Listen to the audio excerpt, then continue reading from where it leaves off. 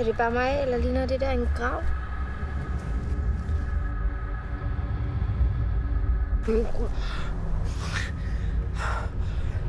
Der er flere. Hvis vi ramte den forbandelse, så må der også være noget, der kan ophæve den. Dem ude i gravene, de må have lidt efter det samme som os. Du kan få Emilie til at finde det guldhjørne. Skjuler du noget for mig? Min far ved det med os. Han har fortalt mig en hemmelighed. Hvad for en hemmelighed? Du er en af de forbandede.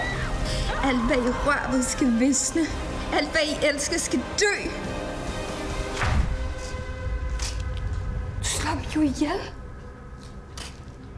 Det er dem eller os. Det er jo sygt. Du er nødt til at fortælle ud med Emilie. Jeg tror, jeg er nøglen til det her. Jeg skal være mere bange for min far. Dig og din bror, I burde slet ikke være her. Det er pisse farligt. Men hun var bange, Sebastian. Det er seriøst, det her. Jeg gider ikke også ende ud i en eller anden massegrav i en fucking skov. Vi skulle ikke være taget af. Det er det bedste, du nogensinde har gjort for mig. Før der overlevede jeg bare. Nu lever jeg. Der er noget galt. Hvad? Der er nogen, som nærmer sig hjertet. Der kommer nogen. Kom nu!